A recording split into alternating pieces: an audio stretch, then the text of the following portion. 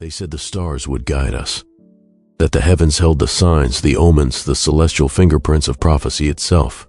But what if the gatekeepers of faith, those robed in ancient power, had turned their gaze skyward not in awe, but in secrecy?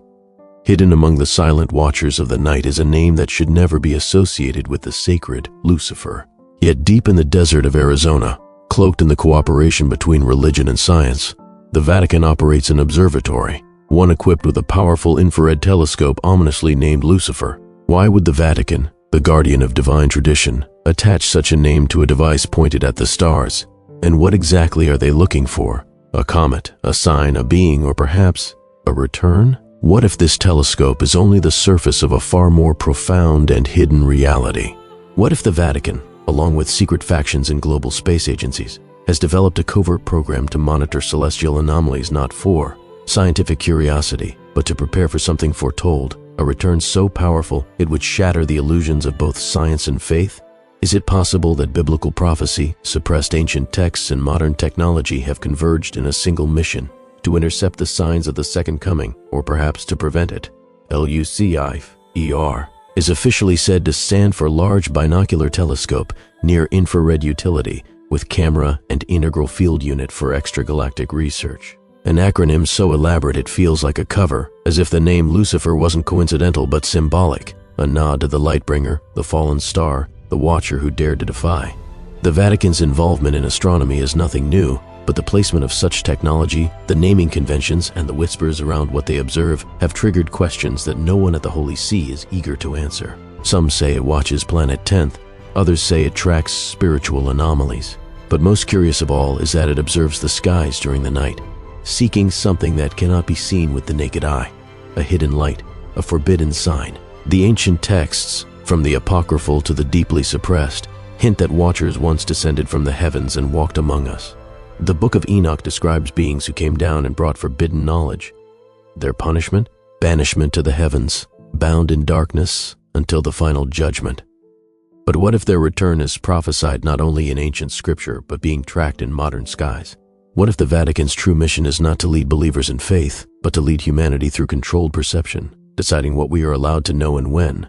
There are rumors, deeply buried in forums and classified archives, that the Vatican has coordinated with space agencies such as NASA and the European Space Agency to prepare for celestial events kept secret from the public. Events that include mysterious objects moving against the natural laws of physics, massive bodies appearing and disappearing from, infrared view, and even unexplained radio transmissions picked up not by military satellites, but by Vatican frequencies. Why would a religious institution possess such technological capabilities? Unless faith was no longer just about the soul, but about controlling the narrative of the cosmos. If there is a return foretold, a messianic reappearance, or an apocalyptic visitor, those who know would want to control it. They would want to monitor, to interpret, and, if necessary, to obstruct. The telescope called Lucifer may be more than just a scientific instrument. It may be a prophetic warning system, because what if the sky holds not just stars but signs, not just planets but gates, and not just comets but kings? Some researchers claim that the true purpose of the observatory is to monitor an approaching object known as the Black Star or Nemesis, an object that allegedly orbits our sun in a long elliptical pattern, returning every few thousand years and bringing with it cosmic upheaval. Ancient cultures such as the Sumerians, Mayans, and Hopi all pointed to a time of return, when the sky would open and the gods would descend once more. Is it possible the Vatican is not only aware of this cycle but preparing for it silently? The timing of certain papal decisions, the sudden acceleration of ecumenical policies, and the strategic silence around cosmic threats suggests that there is a countdown, one we are not invited to see. But it goes even deeper. Former insiders have whispered that the Vatican's archives include scrolls, artifacts, and even fragments from the pre-flood world, objects that contain references to celestial alignments, watchers, and the return of beings not entirely human.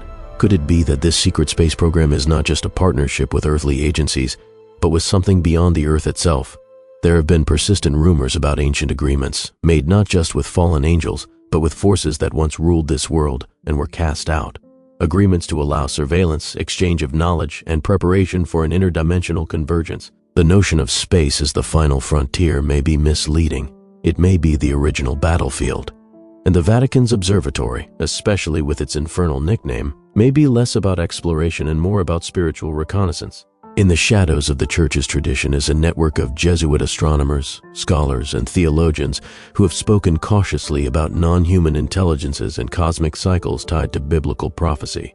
Some have even hinted that when the end arrives, it will not be entirely terrestrial, that the return described in the book of Revelation includes not just a figure of salvation, but an unveiling of entities once mistaken for gods. What if the signs of this return have already begun? Unusual solar activity, the erratic behavior of Earth's magnetic field, inexplicable anomalies in the Schumann resonance. These are not simply natural events. They may be the alarms of creation itself, warning us that a gate is being opened. And those who know, those who have watched in silence through lenses named after the adversary, may be deciding when to reveal the truth, or worse, if they should reveal it at all. In the end, the question is not whether the Vatican is watching the skies, that much is certain. The question is why. Is it out of reverence or fear? Are they waiting for the return of Christ? Or the resurgence of something else? Something that once fell, but seeks to rise again? And now we must ask the question the Church won't. What happens when prophecy meets proof? When the signs in the sky can no longer be dismissed as metaphor? If the Vatican has been hiding a satellite system, not merely for astronomy but for surveillance of divine prophecy, then who are they really working for, the light or the shadow? If they have seen the signs of return and remain silent, what are they protecting us from, or preparing us for? What if the ones watching the watchers are no longer content to wait? Tell me, do you believe the heavens are silent? Or have they been speaking all along, drowned out by those who claim to speak in God's name? Leave your thoughts below. Perhaps it's not only the stars being watched, but you.